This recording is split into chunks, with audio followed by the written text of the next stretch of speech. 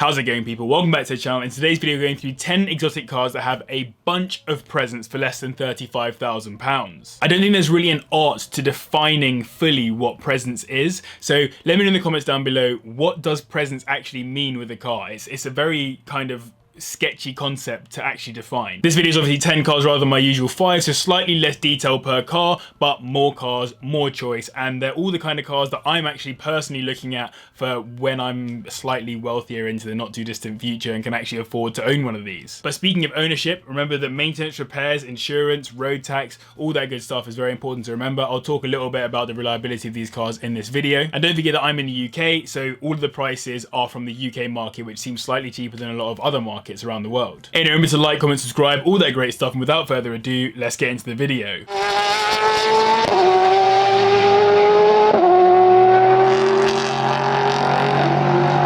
Up first, we have the stunning Alfa Romeo 4C, which has won numerous awards for its design. It's one of my favourite cars on this list, with its carbon fibre tub and alley rear subframe to keep weight to a minimum at just 895 kilograms, which is actually less than my Mazda MX-5. And you get a lot more car with the 4C, a 1.75 litre turbocharged inline-4 that puts out 236 brake horsepower, 350 Nm of torque, and does 0 to 60 in just 4.4 seconds. Because of this low weight and small engine, the fuel economy is noted as being pretty sick, at 41 miles per gallon combined, although you don't get power steering as Alfa decided it would add too much weight. It's a very rare car with just 240 non-launch edition models here in the UK, and though you don't get the nice numbered plaque in one of these, along with some of the other little trim bits, it's essentially the same car just cheaper. You can actually get a launch edition for under £35,000 though, with around 30k on the clock, but if you go for the standard you're looking at less than 20,000 miles on a 2017 plate for this kind of money. You might be worried about reliability in these given the badge, but owners are generally very positive about it. The clutch can overheat in slow traffic though, so some people have had to replace these,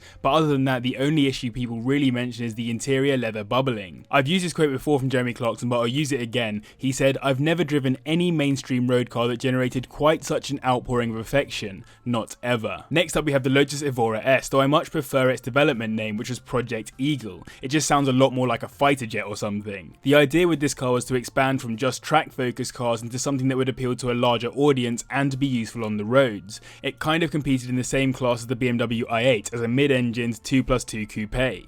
And that engine is the Toyota 3.5 litre V6, and the S model gives it a supercharger that takes to 345 brake horsepower and a 0 to 60 time of 4.5 seconds, marginally slower than the 4C. Interestingly, despite being road focused rather than track focused, there were still race versions of the car in GTE, GT4 and Super GT, so it was still clearly a half decent basis for race cars. If you want to see the ins and outs of an Evora in more depth, I highly recommend the Beers for Build series on it, as I found it very interesting. These are priced as low as £27,000 for a high mileage example, but for 35 grand you're looking at a model with around 30k on the clock. That Toyota block has been heralded for its reliability too, which is positive, and the only real issues I could find are related to the aircon pipes getting blocked, bad radios, and some electrical issues like windows not closing or doors not locking. A couple of owners noted replacing clutches, but not a common issue. A great car from one of my favourite car manufacturers, but it does fail to excite me like an Exige would. Another British sports car now, the TVR T350, which is based on the Temora and later formed the basis for the Sagaris. In fact, when I see these, I think of them as a baby Sagaris, with their 3.6 litre inline-6 putting out 350 brake horsepower,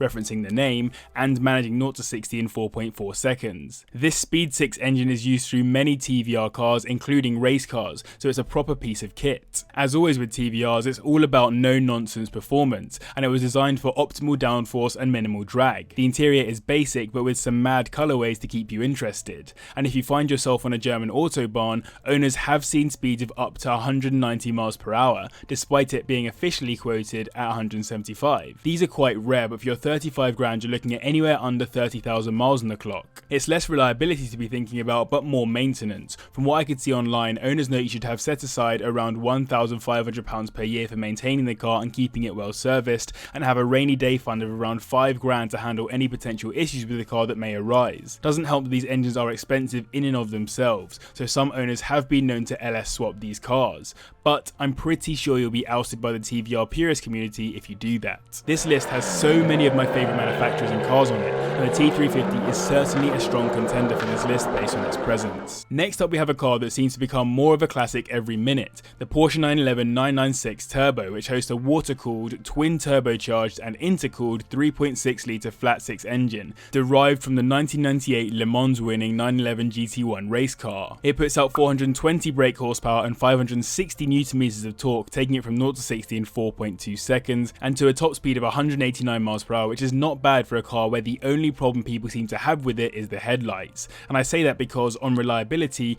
owners generally consider them to be quite strong, as well as tunable, with the engine handling over 500 brake horsepower if you fancy it. Porsche themselves even went in this direction by releasing the X50 package, which upgrades the turbos and intercoolers, as well as a few other parts to get 444 brake horsepower out of it. This is essentially the same as owning a 996 Turbo S, just without the carbon ceramic brakes. The turbo is visibly wider than the standard 996s to help the all-wheel drive system, 18-inch wheels and tyres, and 3 radiators to fit into the car. It also has the telltale rear wing, in case the logo hadn't already demarked it as a turbo. These are listed for a minimum of £28,000 for high mileage models, but for £35,000 you're looking at around 60 to 80k on the clock depending on condition, but for a car of this prowess and classic potential, you're laughing. Next up we have the first generation Audi R8, which in many people's minds is a supercar of its time, but either way it has a ton of presence wherever it goes. It shares a lot of its development with the Lamborghini Gallardo too, as VW Group decided both cars were going to share components between them to save money. Just wanted to pause there for 2 seconds. I've recently realised that 84.5% of you aren't subscribed, so if you're not subscribed, do consider doing so. I get 2 videos out every week related to cars, and also go follow me on Instagram at CarsWithJB, where I post every single day. Like, you're missing out. Hit the subscribe button, it's free. For your £35,000, you'll be able to afford a 2008 model with around 40k on the clock, hosting the 4.2 litre V8 engine, putting out 423 brake horsepower and going from 0 to 60 in 4.5 seconds. And the minimum you'll spend is £30,000 for a high mileage example. The car was originally conceived as the Le Mans Quattro concept car back in 2003 before first production V8s arrived in 2006. R8s were not only seen on the King's Road in London, but also on track, with the R8 LMS in the GT3 European Championships, as well as in the US, but the sickest R8 I've ever seen is the LMS Ultra, which is obviously a lot more than £35,000, but worth showing regardless for just how magnificent it looks. On reliability, there are a few noted issues, but many are to do with build quality, like frame cracking on older examples, which Sam Crack did a great job of showing. Some owners have also had bottom end bearing failures, which aren't cheap to fix, and clutches generally last around 20,000 miles. But some owners have been able to get warranties on second-hand Audi R8 with under 100k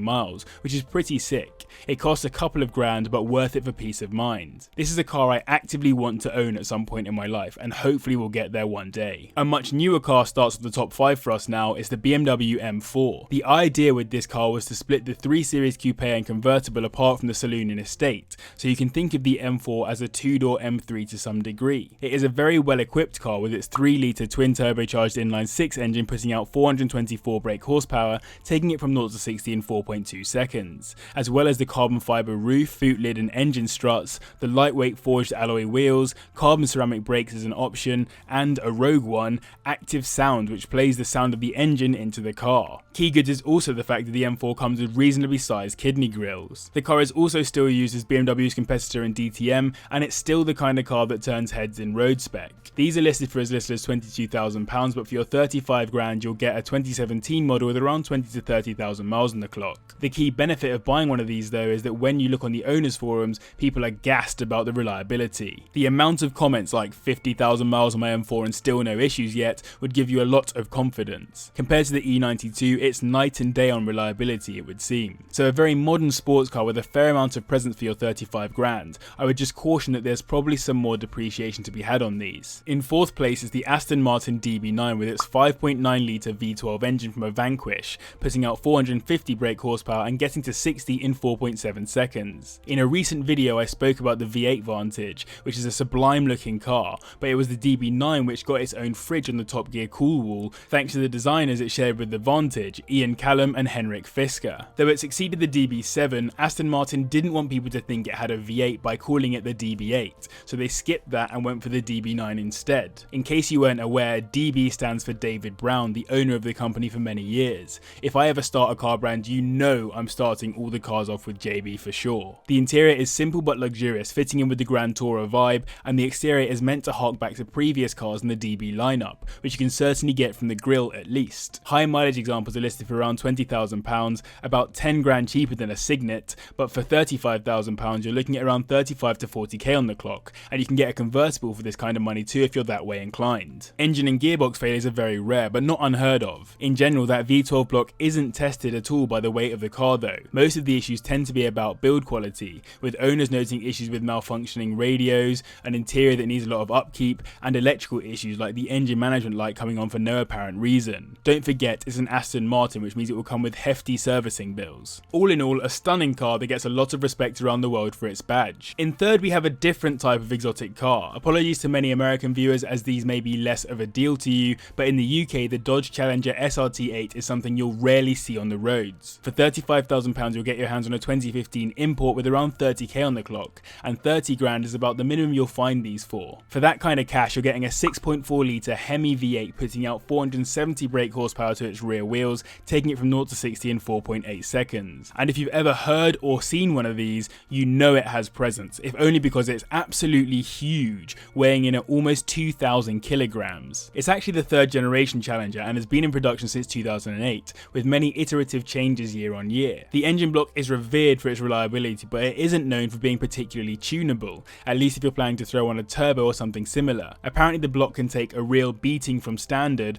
but the tune has to be absolutely correct with a minimal amount of boost for it to remain problem free. A different kind of car to what I usually include in these videos, and modern muscle isn't my key area of knowledge, but definitely a beast with an insane amount of presence. In second, we have a fan favourite, the Nissan GT-R, which you can get for your £35,000 in standard trim, black edition or premium edition with around 40k on the clock, with the minimum you'll spend being around 30k for a high mileage example. These are absolute beasts, and anyone who just wants optimal performance for their money would want one of these. 3.8 litre twin turbocharged V6 putting out 471 brake horsepower and managing 0 to 60 in just 3.4 seconds. Are they mad? Some owners even claim to hit sub 3 seconds to 60. This car is just nuts. It's not all top speed though, it's capable on track too with its all-wheel drive, stability control and floating disc Brembo brakes. It's a successor to the R34 Skyline GT-R, though it isn't actually part of the Skyline brand anymore and doesn't have the same level of iconic appeal as the R34. The car was released in different markets at very different times over the space of 2 years because Nissan had to build GT-R performance centers to service the cars, as it would be a bit weird if you turned up to get your Godzilla service next to a Micra. Litchfield, a tuning specialist for the GT-R, note it's one of the most reliable and sturdy performance cars they've ever worked with. They recommend buying the newest model you can afford, as the majority of issues come with the early models. I'll leave a link in the description to a very useful page by them on it if anyone's seriously interested in getting one of these. Definitely the car the clever person would buy from this list, but let's see which car came in with the most brake horsepower. Taking the top spot with 542 brake horsepower is the Jaguar F-Type R, which gains its power from a supercharged 5.litre V8, which gets it from 0 to 60 in 4.1 seconds. The R is also all-wheel drive, which helps it to reach 60 so quickly. It's another Ian Callum design and the spiritual successor to the E-Type, but the car doesn't just have presence because of how it looks, it's renowned for its insane sound.